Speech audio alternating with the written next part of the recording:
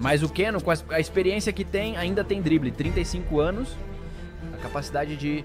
Inclusive, isso eu adoro. Sendo um ponta que ficou conhecido pelo drible, hoje ele tem a capacidade, aos 35 anos, de receber aberto na ponta. Assim como o Richard Rios, um dos jogadores sobre quem vocês falaram muito nesta temporada, bom, neste Mundial de Clubes. Hoje em dia, ele despertou o interesse do Paris Saint-Germain. São 40 milhões de euros que teriam que ser pagos, não é tanto dinheiro assim. Leonardo já gostou dele. Deu o aval para começar a negociar com o time brasileiro, com o Verdão. Mas o Porto entrou na disputa, assim como o Nottingham Forest, e falam também de uma possibilidade no Atlético de Madrid. Sabe o que isso realmente nos mostrou? Sabe, existem times de qualidade fora dos 5 grandes da Europa e a gente acha que vive nessa bolha da Champions League. Achamos que nada existe fora da UEFA e, como eu disse, dos 5 grandes. Mas eu acho que, sabe, algumas das atuações dos times de outros continentes são realmente surpreendentes, sabe? Mas se você assistir aos jogos envolvendo os sul-americanos, sabe, os times do Brasil, da Argentina, eu acho que há potencial ali. Então fala, amigos, chega mais, vamos aqui para mais um vídeo. Já se inscreve no canal, ativa o sininho, deixa o like, para você não perder nenhum vídeo. E vamos agora para mais um pouco dos times brasileiros nesse Mundial de Clubes.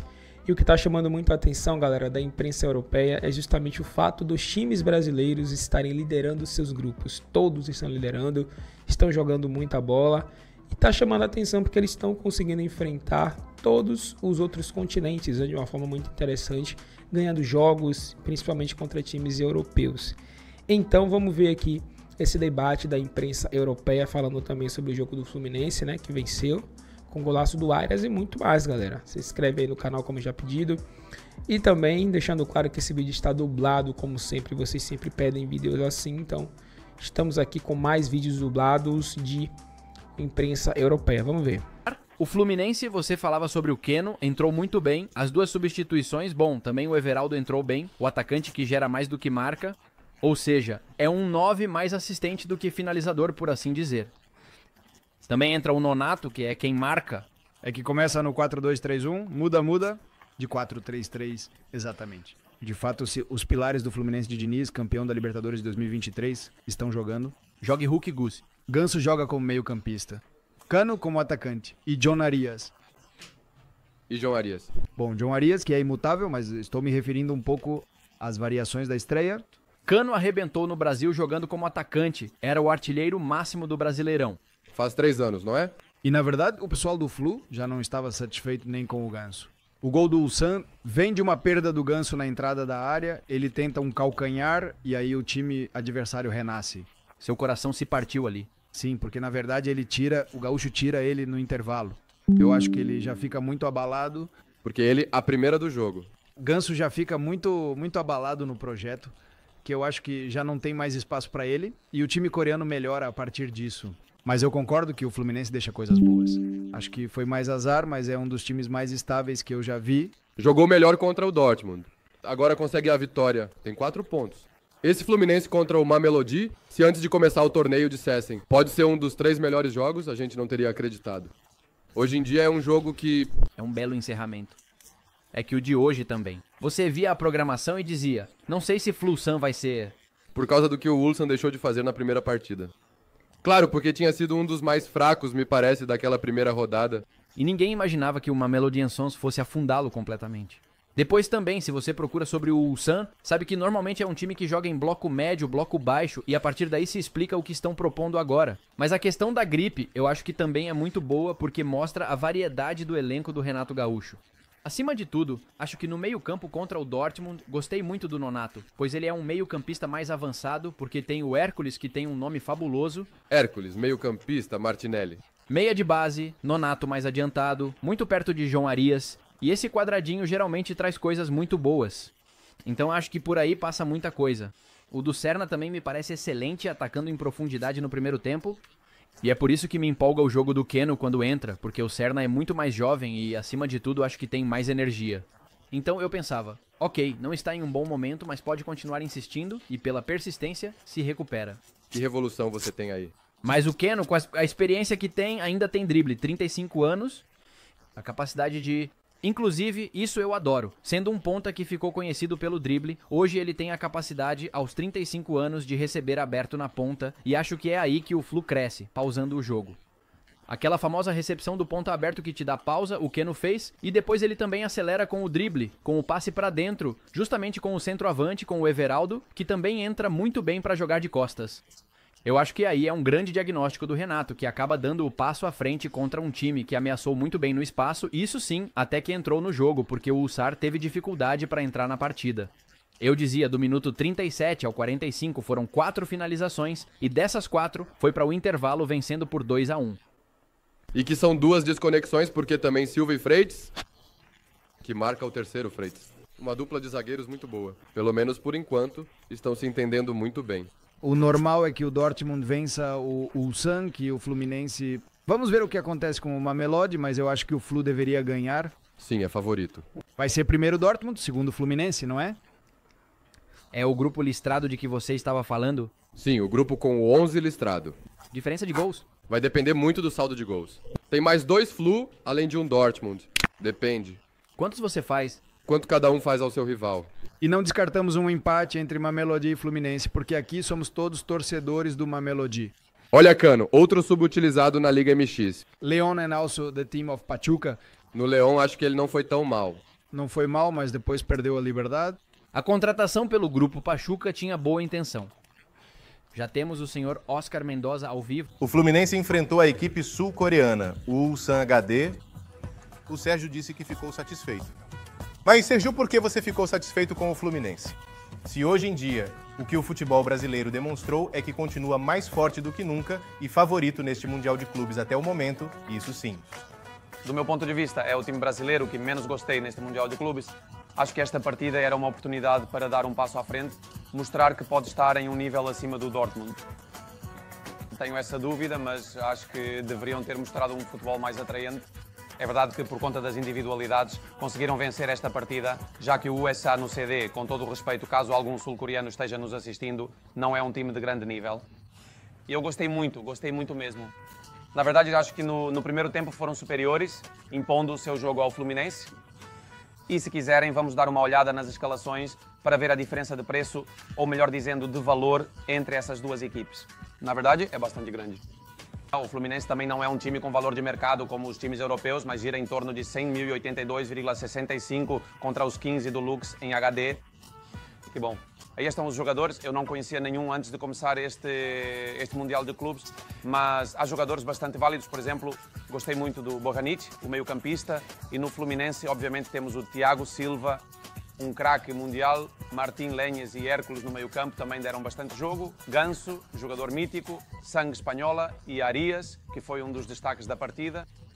E se vocês também concordarem, já vamos direto para o resumo para que o pessoal veja esse encontro apaixonante e todos os gols que aconteceram. Esta informação chega graças ao The Sun. Vitória do Fluminense contra o Ulsan HD no Midtjylland Stadium, diante de cerca de 15 mil espectadores. O primeiro gol da partida foi um golaço de falta de John Arias, o colombiano que colocou a bola no ângulo. Nada pôde fazer o goleiro, apesar de a bola ter entrado pelo seu lado, mas veja a repetição. Um dos gols do torneio, sem dúvida alguma, e colocava o placar em 1-0 para sua equipe. Os sul-coreanos não facilitariam em nada, e após esta assistência de Won Sang, Lee Jin-hyun marcaria o gol de empate. Poucos minutos depois, os mesmos protagonistas, desta vez assistência de Lee Jin-hyun e gol de Won Sang. Ótimo cruzamento com a perna esquerda e cabeceio impecável do atacante. Já no segundo tempo, o Fluminense empataria o placar. Com gol de Nonato, o brasileiro aproveitou um mau corte da defesa para mandar a bola para o fundo da rede. No minuto 82, os brasileiros acabariam com o sonho do Ulsan HD. Assistência de Germancano e gol de Juan Fuentes. O 4-2 definitivo veio após uma jogada de John Arias e cabeceio de Keno, contra o qual o goleiro visitante nada pôde fazer. E já com este chute de fora da área, o Ulsan HD se despede do Mundial de Clubes. O Fluminense soma 3 pontos e assume a liderança do Grupo F. Dois dados importantes sobre este Fluminense. 3 colombianos em campo hoje, Arias, Serna e Fuentes. É a primeira vez que um jogador do Júnior de Barranquilla é titular em um Mundial de Clubes, Fuentes, e Flávio, o goleiro, com 44 anos, é o jogador mais velho do Mundial de Clubes até o momento. Sérgio, dados pequenos e importantes para este jogão. Estatísticas da partida. Vamos ver. Obviamente, em estatísticas, o Fluminense foi bastante superior, com 25 finalizações, dessas 25, 8 no gol, 3 chutes a gol do Lausanne, 10 deles para fora, contando os que foram ao gol, é claro. 4 faltas do Fluminense, o Fluminense não foi muito intenso. Durante 14 de Lausanne, 70% de posição. Obviamente, o controle de bola foi dos brasileiros, 30 dos sul-coreanos. E gols esperados, 1,71 por 0,63. Também temos 3 figuras de destaque na reunião. Escolhi 2 da Lausanne HD para a primeira parte que eles fizeram. Eu acreditei quando estávamos assistindo ao jogo que ele não conseguiria virar o jogo ou que terminaria empatado. O Bojanic no meio campo deu muito equilíbrio. Também foi uma dor de cabeça para a defesa brasileira. E o MVP da partida para mim foi Arias, que já tinha feito uma grande partida na primeira rodada. E mais uma vez foi ele quem teve que carregar o time nas costas e dizer: olha, estou aqui, eu vou resolver o jogo. Vamos ver este grupo, como está a tabela de classificação, como terminou a rodada. Fluminense, 4 pontos, está na frente do Dortmund, que também tem 4. O Sundowns, 3 pontos. E o Ulsan HD com 0 pontos, já está fora do Mundial de Clubes. Os próximos jogos serão no mesmo dia, 29 de junho. Mamelodi Sundowns contra Fluminense e o Dortmund contra um Ulsan HD, que já estaria eliminado. A propósito, o João Arias na seleção também não está rendendo muito, mas no Fluminense vai muito bem. É um momento especial para Jesus Barron se mostrar e ver se pode ir para um mercado, para um time muito melhor. Assim como o Richard Rios, um dos jogadores sobre quem vocês falaram muito nesta temporada, bom, neste Mundial de Clubes. Hoje em dia, ele despertou o interesse do Paris Saint-Germain. São 40 milhões de euros que teriam que ser pagos. Não é tanto dinheiro assim. Leonardo já gostou dele. Deu o aval para começar a negociar com o time brasileiro, com o Verdão. Mas o Porto entrou na disputa, assim como o Nottingham Forest, e falam também de uma possibilidade no Atlético de Madrid. Ele vale isso, hein? Eu acho que sim. Ele vale. Pelo que estão pagando no futebol mundial. Tem 25, 26 anos? Pela idade e pela projeção. Muito diferente do caso do Mastantuono. Esse garoto já é uma realidade. Já dá para perceber, já faz a diferença nas partidas. Não como os outros, que estão supervalorizados, que querem vender pelo que ainda não fizeram. Primeiro tem que pagar pelo que você é, não pelo que pode vir a ser. Sobre o assunto da inflação de um jogador de futebol, em que os argentinos são muito bons, os colombianos precisam acreditar um pouco mais. Não vá onde você não deve ir, porque eu ainda não ouvi você comentar sobre um gol de falta, que é um gol sobre o qual o goleiro não pode fazer nada. Um gol bem chutado como o do Messi, mas o goleiro nos faz perder um golaço. E este faz isso. Essa é melhor que a do Messi? Você está dizendo que o Ramos, o goleiro do Porto, cometeu um erro? É claro que ele estava errado. Já dissemos isso outro dia. Não, bem, se você quiser aqui... Sua linguagem não verbal não está funcionando hoje. Ele não se saiu bem no curso. Sua linguagem não verbal não está ajudando você hoje. Conheço 3 goleiros e um deles é panamenho. Aliás, o goleiro da seleção do Panamá defende essa bola. Meu Deus. Tem o do Messi? Esse sim. Tem o gol do Messi? O do Messi é imparável. Vamos ver o do Messi. Vamos colocar o do Messi. Vamos colocar o lance espetacular do Messi, por favor, que também é considerado um dos grandes e mais memoráveis lances da história do futebol mundial. O goleiro vai ter que ver, irmão. O goleiro vai ver. Ramos não tem nada para fazer porque ele é imparável. Você pode renascer e reencarnar como seu hacker ou Zefir. Qual é melhor? Qual dos dois você acha que é melhor? Não, não me faça essa pergunta. Não, diga. Alto. O melhor de todos os tempos? Quem? De Cristiano Ronaldo. Como? Só existe um GOAT. Meu caro Alejandro, hoje não vamos nos entender, ok? Não, não estamos nos entendendo hoje. Hoje não vamos nos entender. E eu não quero entender você. Hoje não. Que? Hoje nos entenderemos ainda menos. Agora, oficialmente declarado. Isso acabou. El Curubito inicia uma nova e promissora era, aí está. Eu baseio o meu caso em fatos concretos e irrefutáveis. Fatos, não opiniões. Eu digo, e todo mundo também diz com certeza. De quem foi o gol melhor? Você vê muito bem, povo. Você vê muito bem, povo. De quem foi o gol melhor? Eu já disse isso. E repito novamente. O quão convencido você costuma dizer as coisas e como te vejo pouco convencido agora. É que esse convencimento eu já apliquei aqui e acho que já tinha ficado claro. Podemos ver os gols de novo, aqueles momentos incríveis e emocionantes. Vamos dar a oportunidade de ver os gols outra vez, com toda a atenção e detalhe. Vamos lá, coloque o gol espetacular do Junarias, por favor, para que todos possam apreciar novamente. Vamos ver o gol do Junarias, por favor. A potência. Veja só, o goleiro não dá um passo. Muito bem, o goleiro não dá um passo. Mas além disso, na altura em que a bola vai... Vamos ver o do Messi. O goleiro sim dá 2 passos. Veja como o goleiro se joga, rapaz. Já quando vamos decolar. O goleiro saiu para caçar borboletas. Bom, e às vezes caçando borboletas, você consegue o objetivo. Não, mas ele não fez isso. Também não vamos tirar o mérito do gol do Messi. Para mim, o gol do Messi é nota 8,5, mas esse do Arias é 9. Esse poderia ser o gol da Copa. O goleiro não entra. O gol da Copa é esse. Esse é no canto do goleiro. E o outro também? O outro não. O outro não. O outro é o problema. O problema é que o gol do Messi está péssimo. Aliás, vou explicar com maçãzinhas. Porque vocês não entendem com palavras. Vamos explicar com maçãzinhas e com peras. E com melões, se for necessário. Fiquem na barreira e vou explicar como se posiciona uma barreira. Vamos lá, posicione-a. Então fiquem de pé. Já vemos as pessoas. Aliás, venha. Christian, venha também. Christian. E foi como você disse antes. Mas eu acho que conforme a semana foi passando, eu pensei, sabe o que isso realmente nos mostrou? Sabe, existem times de qualidade fora dos 5 grandes da Europa e a gente acha que vive nessa bolha da Champions League.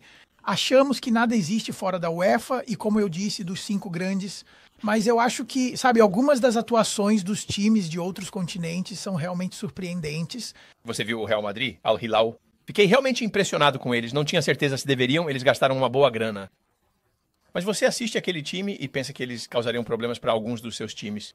E também os torcedores, eu sei que você está falando sobre assentos vazios, sabe? Mas se você assistir aos jogos envolvendo os sul-americanos, sabe? Os times do Brasil, da Argentina, eu acho que há potencial ali.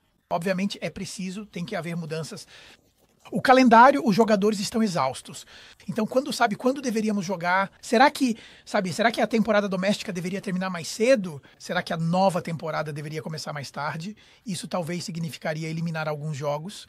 Sim, eu vejo sugestões de talvez, proibir jogos da Copa da Liga, sabe? Em todos esses países para abrir espaço porque o calendário de jogos está congestionado. Mas eu realmente acho que se conseguirmos reunir os times certos e os colocarmos no formato de competição mais adequado, eu acredito que o fato inegável é que aqui nos Estados provavelmente... Você consegue imaginar um torneio assim? Mas, ou no Brasil, sim, pode ser diferente de novo. Isso me surpreendeu, alguns deles. Eu só acho difícil ignorar o fato de que parece um pouco sujo. Quero dizer, eles acham que o Infantino meio que se alia com o pessoal da Arábia Saudita. Sim, eu entendo tudo isso, entendo. Quero dizer, o Inter Miami foi enfiado à força na competição sem motivo algum. Porque eles têm o Messi, né? Você vê eles tentando forçar o Ronaldo também. Eu sei, claro, você está certo. Quero dizer, o processo de classificação para colocar esses times foi todo meio bizarro. Parece que, acho que há espaço para um Mundial de Clubes, mas talvez existe uma campanha de classificação para algumas das nações menores. E aí você pode colocar os grandes times só nas quartas de final, porque você já sabe como vai ser. Você sabe, as quartas de final já estão definidas. Eu só acho que é um pouco uma jogada de marketing e dinheiro nos Estados Unidos. Então, o formato atual, eu não vejo futuro nisso. É uma competição que é... Aliás, não é o primeiro ano da Copa do Mundo, FIBA. Não. Ela existe desde os anos 1960. Ah, não, os anos 1960. Em várias Copas intercontinentais. Sim. E os times sul-americanos foram um pouco travessos, não? Chutando as bolas dos times e tudo mais. Mas sim, eu acho que sim. Talvez seja algo que precise ser ajustado. Galera, esse foi o vídeo aí, né? Vocês viram a mídia europeia, a imprensa europeia repercutindo muito aí a vitória do Fluminense, assim também como os brasileiros sul-americanos que estão fazendo uma excelente campanha, surpreendendo talvez muita gente que não achava que isso iria acontecer. E hoje é isso, né? Os brasileiros lideram seus grupos, estão à frente, Flamengo, Palmeiras, Botafogo. E, cara, o Botafogo acho que era o mais difícil, né? Que é Atlético de Madrid e PSG. Acho que muita gente nem imaginava que o Botafogo poderia passar. E agora tá um passo aí de passar para as oitavas, sendo o primeiro do grupo com o Atlético de Madrid e do PSG. Claro que vai precisar vencer ainda o time espanhol, mas para um time que venceu o PSG, cara, é muito mais fácil vencer ou até empatar com o Atlético de Madrid, né? Lembrando que eles tomaram 4-0 do PSG, né, o time espanhol, e o Botafogo venceu. Então, dá pra gente imaginar um resultado positivo. O Flamengo também que conseguiu vencer o Chelsea, né, por 3-1.